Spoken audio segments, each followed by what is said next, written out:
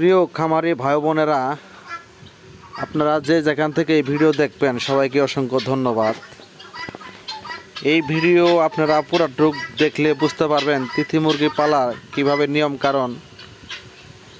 আর আপনারা যারা নতুন খামার করতে চান অবশ্যই করবেন, একটু বুঝাশোনা করবেন। তিথি মুরগির ক্ষেত্রে কোনো রোগবালাই নাই। তিথি মুরগি শাক ঘাস সব কিছুই খায়, কিনা খাবার বেশি একটা লাগে না। এরা দলবদ্ধভাবে থাকে। আর তিথি মুরগি তাড়াতাড়ি বড় হয়। বিশেষ করে তিথি মুরগি 4.5 মাস থেকে 5 মাসের ভিতরে মুরগিগুলা ডিম দিয়ে থাকে। এইগুলা মুরগি দেখতে যেরকম সুন্দর, ডিম পারও সেরকম সুন্দর। আপনারা যারা খামার করতে চান মনোযোগ সহকারে এই ভিডিও দেখবেন। খামারের পরিচর্যা যত ভালো করবেন মুরগির তত ভালো। এইগুলা মুরগি বছরে 300 ডিম পেড়ে থাকে। দেখতেই পারতেছেন আমার মুরগি ডিম পাড়ার সাইজ হয়ে আছে। ইনশাল্লাহ ডিম তাড়াতাড়ি পারবে। এইগুলা মুরগি দিন দিন খামারের সংখ্যা বাংলাদেশে অনেক বৃদ্ধি পাইতেছে অসুখ বিসুখ না হওয়ার কারণে। আর বিশেষ করে এগুলা মুরগি পালা অনেক সহজ। আপনারা ঘর করে পালতে পারবেন, দেশি মুরগির মতো পালতে পারবেন। আপনারা যেরকম চান সেরকমভাবেই পালতে পারবেন। এইগুলা মুরগি এত সুন্দর দেখতে, আপনারা যদি পালেন তাহলে হয়তো বুঝতে পারবেন কি পরিমাণ সুন্দর দেখা যায়।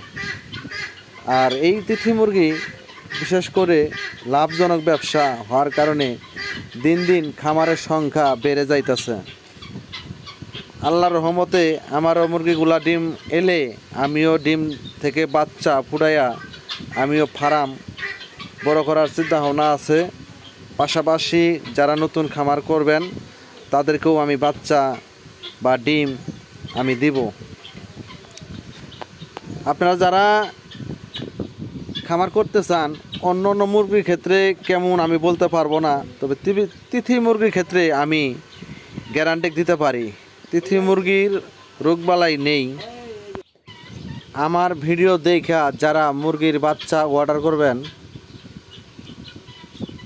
1 মাস আগেই আমার কাছে অর্ডার করতে পারবেন।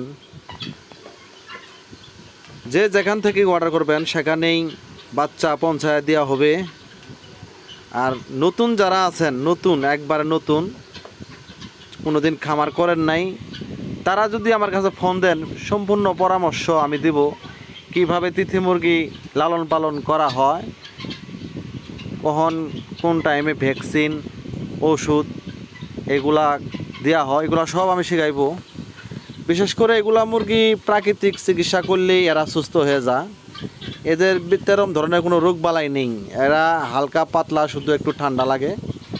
ওই পেঁয়াজ রসুন আদা হয়তো লেবু রস এইগুলা খাওয়ালে মোটামুটি তিথি মুরগি সুস্থ হয়ে যায়।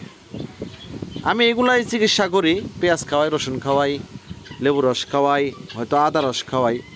আমার মুরগি তেমন কোনো রোগ বালাই নেই। আমার মুরগিগুলো অনেক সুস্থ আছে, ভালো আছে। আমি বিশেষ করে আমার মুরগি দেখলে আমার মনটা ভরে যায়। আমার মুরগি বেশি একটা না, অল্প মুরগি। আমি নতুন, এর জন্য আমি অল্প দিয়ে শুরু করছি। আল্লাহর রহমতে আমি অল্পতেই পুরা সাকসেস। আমার জানা সত্ত্বে যদি কেউ খামার করেন তিথি মুরগির, অবশ্যই আপনারা লাভবান হবেন।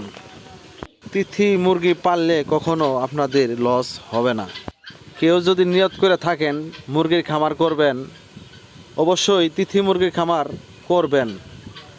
বাচ্চা, বিশেষ করে বাচ্চার সাইজ হয়তো 28 দিন, 1 মাস, 35 দিন, 42 দিনের বাচ্চা পাওয়া যায়।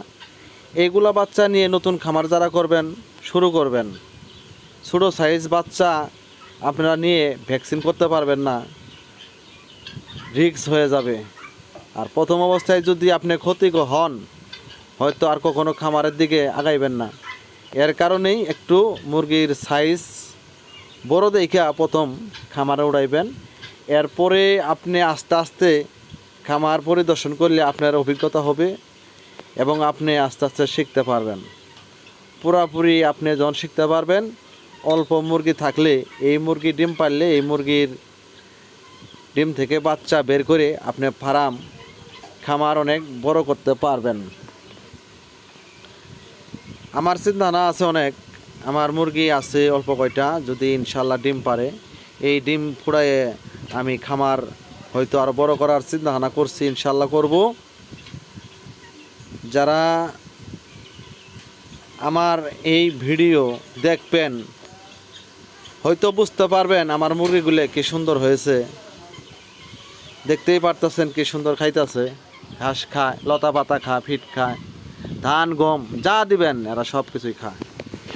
খালি ধান গম না, আপনি যদি কলা গাছ কেটে টুকরা টুকরা করে দেন এরা কলা গাছও খায় ফেলা, এরা খায় না বলে কোনো শব্দ নাই। যারা পুরাটক ভিডিও দেখবেন তাদেরকে অসংখ্য ধন্যবাদ।